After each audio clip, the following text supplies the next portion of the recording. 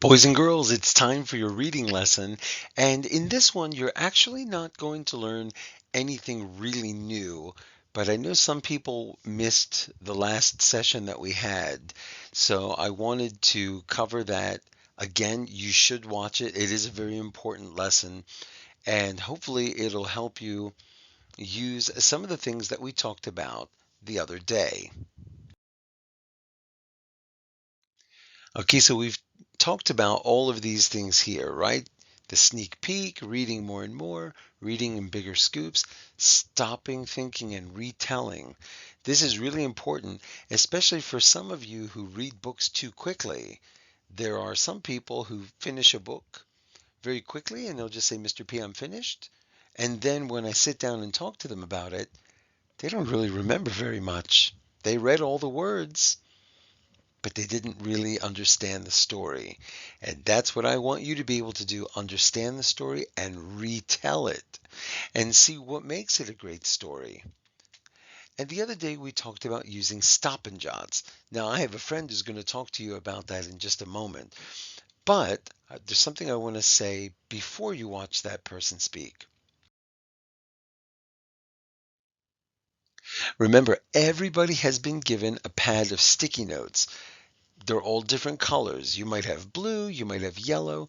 The point is, you should be using these with the books that you're reading, and you're going to see how in a moment. So make sure you use them for lots of different reasons. Write down questions, get ideas for your own writing.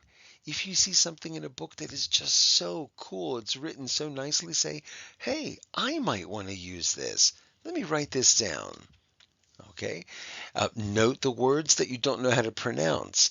So if anybody out there has a Mercy Watson book, you're going to need help here. If you see a name or a word you don't know how to say, write it down and we'll talk about it.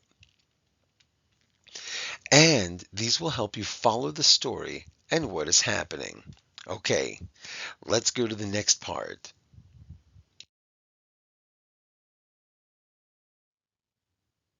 Okay, so this speaker is going to talk about what we just said and what we talked about in our meeting earlier in the week. Now she's using the Katie Wu book. Katie Wu has the flu.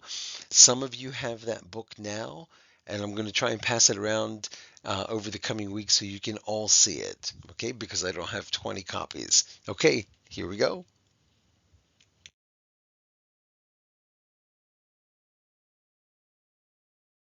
When I was a kid, my big sister used to come home with this bag of big books that she brought home from school. Big fat books filled with post its and bookmarks. And I always looked really jealously at these books. They seemed so cool and so grown up.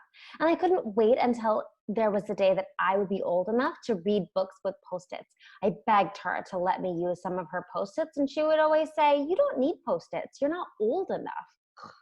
Maybe some of you have felt that way too. But guess what, second graders? I have some pretty exciting news for you. You are finally old enough to read with post its.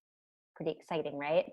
So today, I want to teach you that grown up readers like you are reading longer books and have tons of ideas about their books. And they, in fact, need post its to mark places in their books so that they can go back to those ideas and talk about them with their partners, with their friends, with their family members.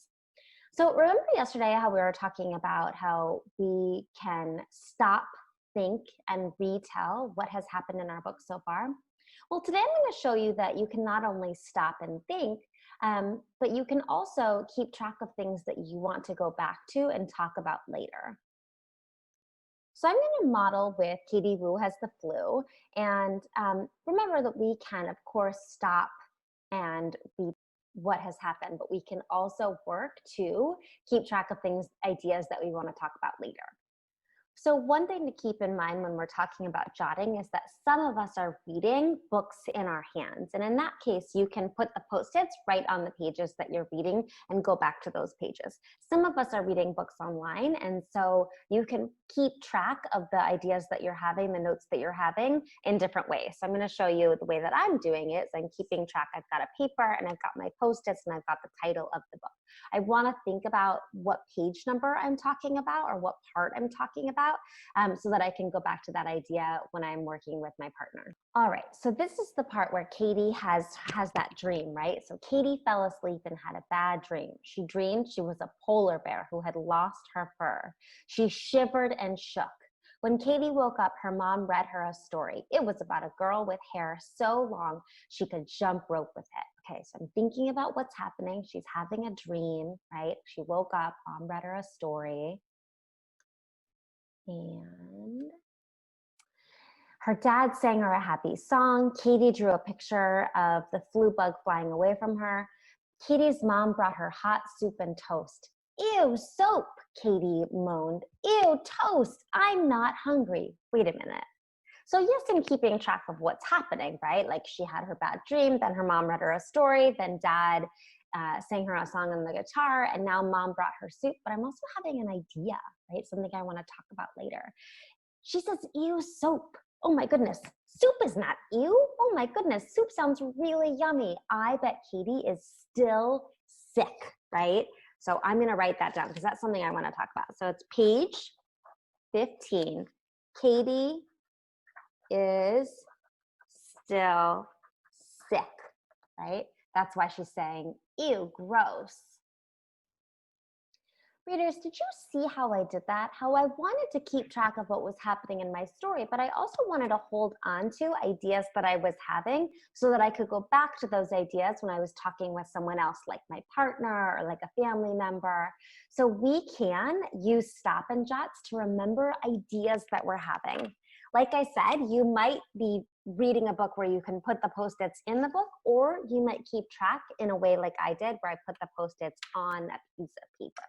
The important idea is that you're holding on to the big things that you can't wait to talk about with your partner or with someone else. Good luck. Okay, thank you. So, boys and girls, like she said, use your sticky notes. They're really important. Please don't put them in my books, okay? Because most of my books will probably rip if you put sticky notes in there.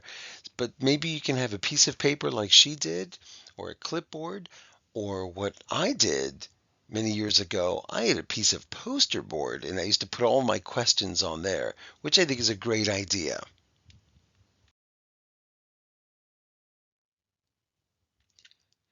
Okay, make sure you read your books. If you finish them, reread them.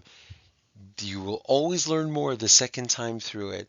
And pretty soon, I'm going to be asking for the books to be brought in, and I will get you a new set. Okay, boys and girls, have a great day. The end.